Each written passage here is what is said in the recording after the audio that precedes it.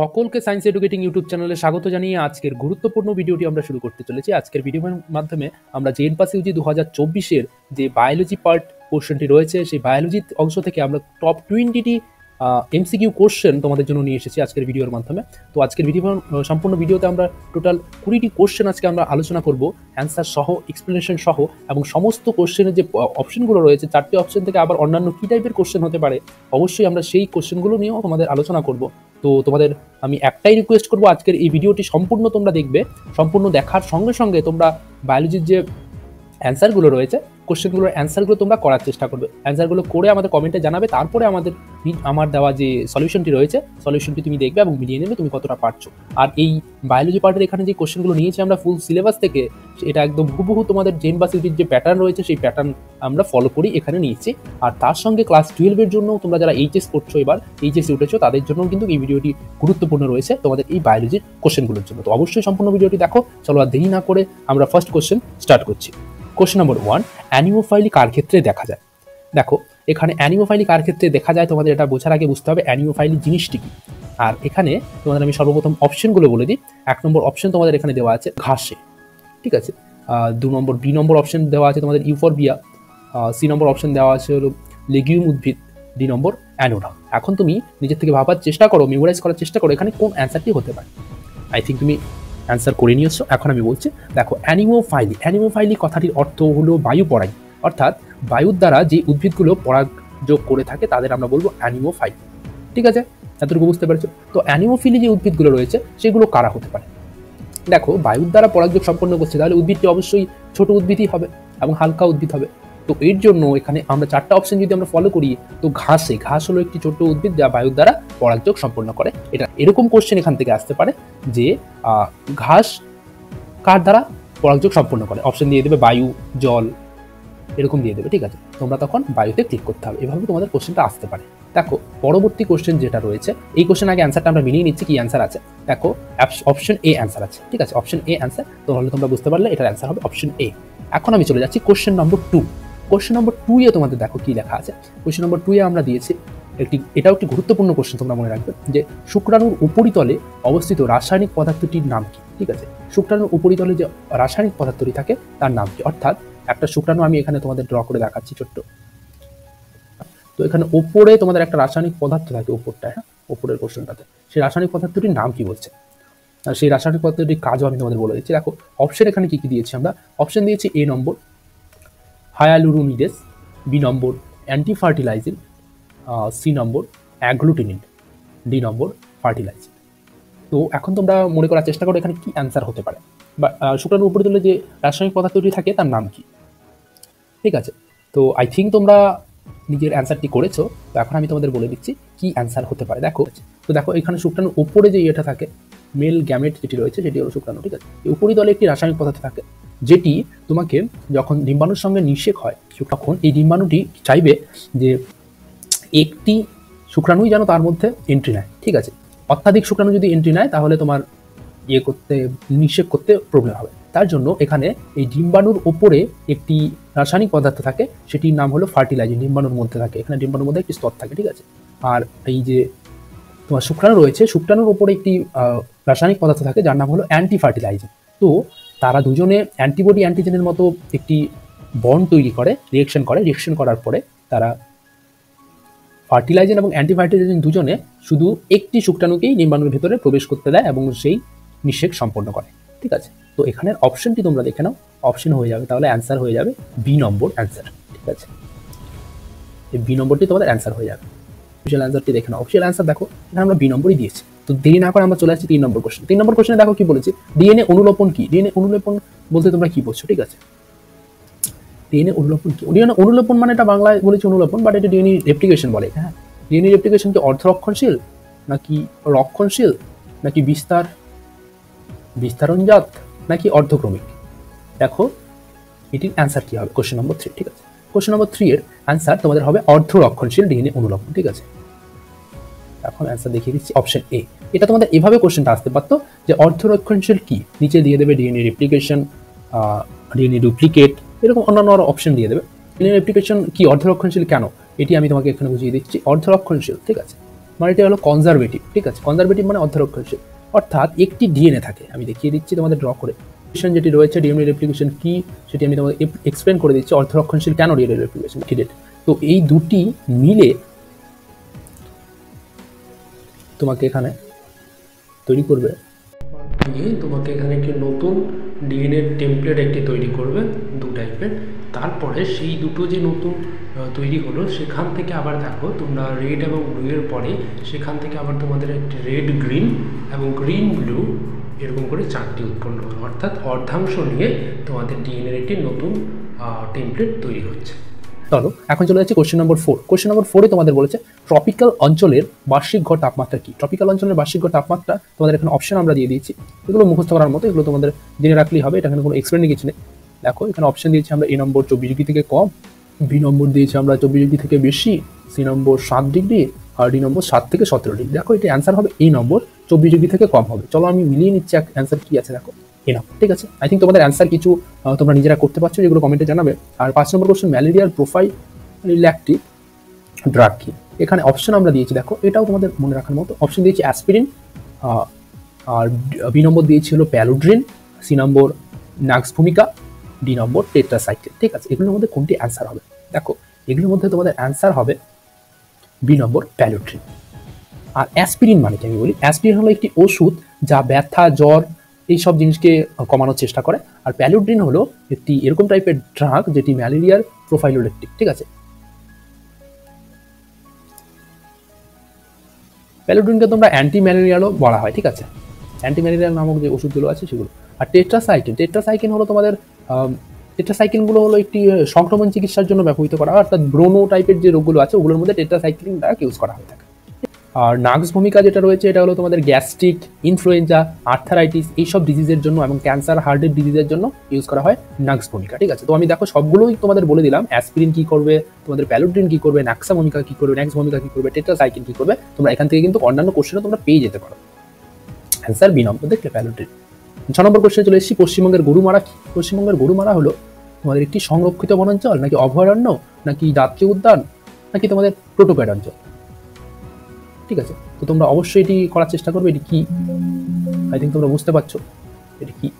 দেখো এটি অ্যান্সার হবে অপশন সি, পশ্চিমবঙ্গের গরুমারা হলো জাতীয় উদ্যান অর্থাৎ ন্যাশনাল পার্ক। এখানে অপশন দিয়েছে দেখো অভয়ারণ্য, জাতীয় উদ্যান এবং প্রোটোকয়েড অঞ্চল, ঠিক আছে। এগুলো অ্যান্সার আমি তোমাদের বলে দিচ্ছি। আপনি পরবর্তী কোশ্চেন, নাইট্রোজেন ফিক্সিং জিনকে কি বলে। দেখো নাইট্রোজেন ফিক্সিং জিন এখানে কোশ্চেনটার মধ্যে আমরা বলে দিচ্ছি নাইট্রোজেন ফিক্সিং, ঠিক আছে। নাইট্রোজেন ফিক্সিং মানে হলো এনআই, নাইট্রোজেন এন, আর ফিক্সিং আইএফ। তো এটা অ্যান্সার হয়ে যাবে তোমাদের এ নম্বর, ঠিক আছে। এই নম্বর হবে অ্যান্সার। আর কজ জিন, প্লাজমিক জিন, লেগ জিন এগুলো, এটা দেখো অপশন এ। এখন দেখো 8 নম্বরে n is equal to n d by t হলো বৃদ্ধির হার, মর্টালিটি, ন্যাটালিটি, লিঙ্গ অনুপাত। N equal to n dt হলো তোমাদের ন্যাটালিটি, ঠিক আছে, অর্থাৎ জন্মের হার, নিউ যে জন্মগুলো হচ্ছে ওগুলোর হার, ঠিক আছে। আর মর্টালিটি হলো তোমাদের মৃত্যুর হার, সেখানে শুধু এই এন এর জায়গায় তোমাকে এম থাকবে, আর এন এর জায়গায় এখানে ছোট এম থাকবে, অর্থাৎ স্মল এম, আর এটা ক্যাপিটাল এম থাকবে, সেটা হলো মর্টালিটি। আর বৃদ্ধির হার মানে হলো তোমাদের মানে হলো growth rate, ending value by beginning value অর্থাৎ ইনিশিয়াল ভ্যালু মাইনাস 1 হলো তোমাদের গ্রোথ রেট বা বৃদ্ধির হার। এখন হলো লিঙ্গ অনুপাত। লিঙ্গ অনুপাত ইকুয়াল টু মোট স্ত্রী জনসংখ্যা বাই মোট জনসংখ্যা ইন্টু 100, এবং সিমিলারলি পুরুষদের লিঙ্গ অনুপাত বের করতে গেলে মোট পুরুষ জনসংখ্যা বাই মোট জনসংখ্যা ইন্টু 100। তখন তোমাদের সেই অ্যান্সারগুলো দিতে হবে। দেখো অ্যান্সার সি, ন্যাটালিটি। 9 নম্বর কোশ্চেন, ছোট জনগোষ্ঠী থেকে অ্যালিলের বাদ পড়ার সম্ভাবনাকে কি বলা হয়। দেখো অ্যালিল একটি জনগোষ্ঠী রয়েছে যেখানে একটি অ্যালিল অর্থাৎ একটি বৈশিষ্ট্য তোমাদের বাদ পড়ে গেছে, অর্থাৎ একটি বৈশিষ্ট্য মিসিং আছে, তাকে আমরা বলবো কি জেনেটিক ডিপ বলবো, না প্রজাতি ভবন, অভিযোজন, নির্বাচন চাপ। মানে অভিযোজন মানে একটা নতুন একটা ইভলিউশন হচ্ছে, এরকম হচ্ছে কি না, এরকম হচ্ছে না, তোমাদের এখানে জেনেটিক ডিপ হচ্ছে, ঠিক আছে, জেনেটিক ডিপ হচ্ছে। আর genetic drift can result in the loss of alleles from the population, মানে একটা পপুলেশন থেকে তোমাদের যে রেজাল্টগুলো রয়েছে, যে বৈশিষ্ট্যগুলো রয়েছে, সেগুলো লস হয়ে যাও কি আমরা জেনেটিক ডিপ অর্থাৎ অ্যালিলের যে হারিয়ে যাওয়ার অবস্থা বলি, ঠিক আছে। এই নম্বর অপশন। 10 নম্বর অপশন, ভারতবর্ষের হটস্পট অঞ্চলের সংখ্যা। দেখো ভারতবর্ষের টোটাল হটস্পট রয়েছে, তোমরা জানো 4টি না 2টি না 3টি না 6টি, সেটা তুমি বলে দেবে কোনটা তোমরা জানো, কোনটা আসল অ্যান্সার। দেখো আমি তোমাদের অ্যান্সার বলে দিচ্ছি, এখানে অপশন হবে 4টি, ঠিক আছে। ভারতবর্ষে টোটাল 4টি হটস্পট রয়েছে। 4টি হটস্পটের মধ্যে কী কী নাম রয়েছে সেটা আমি বলে দিচ্ছি। ফার্স্ট, তোমাদের যে হটস্পটগুলো রয়েছে সেগুলোর মধ্যে 1 নম্বর হলো ইন্দো বর্মা রিজিয়ন, 2 নম্বর সুন্দাল্যান্ড রিজিয়ন, 3 নম্বর তোমাদের রয়েছে হলো হিমালয়ান্স এবং ওয়েস্টার্ন ঘাট অর্থাৎ পশ্চিম ঘাট পর্বতমালা, 4টি। ঠিক আছে, 4টি পুরো ওয়ার্ল্ডের মধ্যে 36টি বায়োডাইভার্সিটি হটস্পট রয়েছে, সেটাও তোমরা মাথায় রাখো। ঠিক আছে, তো দেখো আমি এখান থেকে অ্যান্সারটা দেখি, চলো অফিসিয়াল অ্যান্সারটা দেখি। হ্যাঁ, এ আছে 4টি। তারপরে টিস্যু কালচারের একক রেণুর অঙ্কুরোদ্গমের মাধ্যমে যে উদ্ভিদের জন্ম হয় তার নাম কি? তা কি ট্রিপ্লয়েড হয়, না ট্রিপ্লয়েড হয়, না ডিপ্লয়েড হয়, না হ্যাপ্লয়েড হয়? দেখো টিস্যু কালচার, যেহেতু টিস্যু কালচারের জন্য তোমরা অবশ্যই এটা তোমাদের মনে রাখতে হবে, টিস্যু কালচারের মধ্যে কিন্তু সবসময় answer D, diploid. Tissue culture মানেই ডিপ্লয়েড। ঠিক আছে, তোমাদের এটা মনে রাখতে হবে। কুকুরের সর্বাধিক জীবনকাল কি? দেখো কুকুরের সর্বাধিক জীবনকাল, আমরা যেহেতু সর্বাধিক বলেছে তাই জন্য মানে কিছু কিছু কুকুর থাকে যেগুলো মানে অত্যাধিক পরিমাণে বাড়ে, এর জন্য এই অ্যান্সারটি তোমাদের একটু ভেবে দিতে হবে। অনেক বইয়ের মধ্যে তোমাদের দেওয়া থাকবে যে 15 বছর, 10 থেকে 13 বছর, 15 বছর, এরকম, যেটা কুকুরের নর্মাল লাইফ স্প্যান। ঠিক আছে, কিন্তু এখানে তোমাদের অপশনগুলো দেখবে, প্রথম অপশন দিয়েছে 20 বছর, 15 বছর, 10 বছর, 5 বছর। এখানে তোমাদের ম্যাক্সিমাম যেহেতু বলেছে সর্বাধিক জীবনকাল, তো 20 বছর এখানে অ্যান্সার হবে এ নম্বর। দেখেছো, অ্যান্সার এ নম্বর। এখন আমরা চলে এসেছি 13 নম্বর কোশ্চেন। নিম্নলিখিত কোন মিউটেশন বংশোদ্ভূতের মধ্যে সঞ্চারিত হবে না? কোন মিউটেশনটি বংশোদ্ভূতের ক্ষেত্রে সঞ্চারিত হবে না? Somatic, germinal, gametic, genetic. Genetic জিনিস তো অলওয়েজ জিনগতভাবে বংশধরের প্রতি সঞ্চারিত হবে, আর গ্যামেটিকও তোমাদের সঞ্চারিত হবে, জার্মিনালও হবে, কিন্তু সোমাটিক কিন্তু হবে না। ঠিক আছে, অপশন এ। নিম্নলিখিত কোনটি মানুষের মধ্যে মানসিক প্রতিবন্ধকতার সৃষ্টি করে? দেখো এখানে অপশন রয়েছে তোমাদের, এ নম্বর অপশনে দেখো ট্রিপল এক্স ও এক্স ওয়াই, এবং বি নম্বর তোমাদের অপশন রয়েছে যে এক্স এক্স এবং ট্রিপল এক্স, আর সি নম্বর রয়েছে এক্স ও ট্রিপল এক্স, ডি নম্বর এক্স এক্স এবং এক্সও। এখানে তোমাদের অ্যান্সার হবে এ নম্বর। ঠিক আছে, এ নম্বর অ্যান্সার হচ্ছে, অর্থাৎ ট্রিপল এক্স ও এক্স ওয়াই। সুন্দরবনে ম্যানগ্রোভ উদ্ভিদের বৈশিষ্ট্য কি? দেখো জরায়ু অঙ্কুরোদ্গম, ঢেসমূল, শ্বাসমূল, এই সবগুলোই কিন্তু সুন্দরবনে ম্যানগ্রোভ উদ্ভিদের বৈশিষ্ট্য। তো সবকটি অ্যান্সার হবে ডি নম্বর। স্টেরিলাইজেশন পদ্ধতি কি? ই নম্বর লুপ, বি নম্বর আইইউডিসিবি, সি নম্বর ডায়াফার, টিউবেক্টমি। টিউবেক্টমি হবে অপশন এর অ্যান্সার, স্টেরিলাইজেশন। ঠিক আছে, ডি নম্বর টিউবেক্টমি। এগুলো আমি কিন্তু থিওরিগুলো তোমাদের এই চ্যানেলের মধ্যে ভিডিওগুলো দিয়ে দেবো, তোমরা অবশ্যই সেই ভিডিওগুলো দেখবে কিভাবে কি হচ্ছে। আর সহকারী কোষের প্রকৃতি কি? সহকারী কোষের প্রকৃতি তোমাদের কি হতে পারে? Haploid, diploid. তোমাদের সহকারী কোষের প্রকৃতি সবসময় কিন্তু হ্যাপ্লয়েড হয়ে থাকে। আর হ্যাপ্লয়েড, ডিপ্লয়েড, ট্রিপ্লয়েড মানে তোমরা তো অবশ্যই জানো, আমি জানি, এন না 12। হ্যাপ্লয়েড মানে তোমরা অবশ্যই মনে রাখবে, লিখে দিচ্ছি, হ্যাপ্লয়েড মানে মনে রাখবে এন। ঠিক আছে, এন জানো। আর ট্রিপ্লয়েড মানে হলো তোমাদের 3n, আর ডিপ্লয়েড মানে 2n, টেট্রাপ্লয়েড মানে 4n। Option A haploid. আমরা চলে যাচ্ছি 18 নম্বর কোশ্চেন। প্রোটিন সংশ্লেষের কার্যকারী একক কি? দেখো কার্যকারী একক অপশন দিয়েছি আমরা লাইসোজোম দিয়েছি, তারপরে পলিজোম দিয়েছি, তারপরে রাইবোজোম আর পারঅক্সিডোজোম। ঠিক আছে, দেখো এখানে তোমরা কোশ্চেনটি একটু ভালো করে পড়বে, কোশ্চেনটি পড়লে তোমরা বুঝতে পারবে প্রোটিন সংশ্লেষের কার্যকারী একক কি।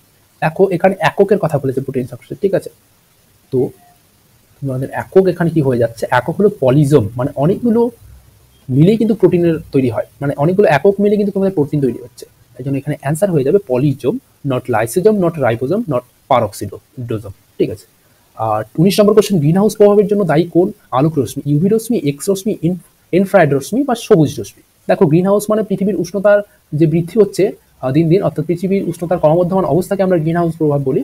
গ্রিন হাউস তোমাদের কি হবে? ইউভি রশ্মি না, ইউভি রশ্মি হলো তোমাদের ওজোন হোল থেকে যে ইউভি রশ্মি আমাদের পৃথিবীতে আসছে সেটা তোমাদের ইউভি রশ্মি বলবো। আর এক্স রশ্মি তো তোমাদের এক্স করে জানো, আর সবুজ রশ্মি অর্থাৎ গ্রিন রশ্মি সেটা কোনো ক্ষতি করছে না। আর ইনফ্রারেড রশ্মি এখানে তোমাদের অ্যান্সার হয়ে যাচ্ছে। ঠিক আছে, অপশন সি। এখানে অ্যান্সারটি কি আছে? Option C. 20 number question. But last but not the least কোনটি মোষের ব্রিড? ঠিক আছে, মোষের ব্রিড কি সুরতি, সাইওয়াল, ফ্রানক্রেজ, থারপাকার? কোনটা তোমাদের মোষের ব্রিড?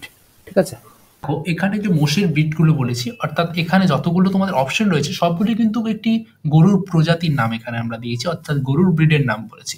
এখন এদের মধ্যে তোমাকে খুঁজে বের করতে হবে কোনটি মোষের ব্রিড।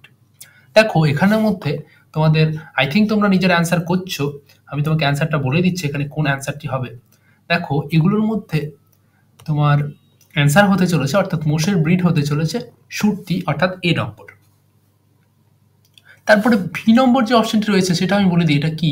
সাইওয়াল। সাইওয়াল ওর এক ধরনের গরু। ঠিক আছে, এক ধরনের গরু, এক ধরনের কাউ, গবাদি পশু, যার থেকে তোমাদের পাকিস্তানে এটি বিশেষ করে পাকিস্তানে এটি পালিত করা হয়, সেখানে তোমার এটি দুধের জন্য বেশি ইউজ করা হয়ে থাকে। আর ফ্রানকেজ, ফ্রানকেজও সিমিলার একটি গবাদি পশু, গরু যার থেকে তোমাদের দুধের জন্য পালন করা হয়ে থাকে। আর থারপারকার কিন্তু সেম পাকিস্তানে পালিত করা হয় এবং এটি তোমার দুধের জন্য খুবই বিখ্যাত। ঠিক আছে, মানে অধিক পরিমাণে এরা দুধ দিয়ে থাকে। আর যে সুরতি রয়েছে, সুরতি হলো একটি মোষের ব্রিড, এটি একটি মোষ। ঠিক আছে, তো দেখো আজকের ভিডিওর মাধ্যমে আমি দেখো 20 নম্বরের অ্যান্সারটা আগে বলে দিচ্ছি। 20 নম্বরের অ্যান্সার দেখো এ সুরতি। ঠিক আছে, তো আজকের ভিডিওর মাধ্যমে আমি তোমাকে টোটাল 20টি কোশ্চেন আমি এক্সপ্লেনেশন সহ অ্যান্সার করে দিলাম। আই থিঙ্ক তোমার সম্পূর্ণ ভিডিওটি একটু হলেও তোমার উপকৃত মনে হয়েছে। যদি উপকৃত মনে হয় অবশ্যই বন্ধু একটি লাইক দিয়ে দেবে এবং কমেন্টের মাধ্যমে তোমার এক্সপিরিয়েন্স জানাবে। তোমার ভিডিওটি ভালো লেগেছে কিনা তুমি অবশ্যই তোমার ফিডব্যাক তুমি দেবে। কোথায় কি গন্ডগোল হয়েছে, কোন কোশ্চেনটা বুঝতে পারোনি, কোথায় যদি কোনো ভুল করে থাকি তাহলে অবশ্যই তুমি কমেন্টে জানাবে। তো আর এর পরবর্তী ভিডিওতে আমরা কিন্তু কারো থিওরি নিয়ে এবং এরকম অন্যান্য সাবজেক্ট, অন্যান্য exam, JN pass, class 12, WBG extra সমস্ত এক্সামের জন্য আমরা কিন্তু এরকম মক টেস্ট নিয়ে আসবো ইম্পর্টেন্ট কোশ্চেন নিয়ে। তো এবং তারপরে তোমাদের কাউন্সিলিংয়ের জন্য সমস্ত কিছু গাইডেন্স এই সায়েন্স এডুকেটিং ইউটিউব চ্যানেলে তোমরা পেয়ে যাবে। তো অবশ্যই এই চ্যানেলটিকে সাবস্ক্রাইব করে রাখবে আর পাশে থাকা বেল আইকনটিকে ক্লিক করে দেবে। আজকের মতো ভিডিওটি এতটুকুই। সুস্থ থাকবে, ভালো থাকবে। ধন্যবাদ তোমাকে সম্পূর্ণ ভিডিওটি দেখবার জন্য।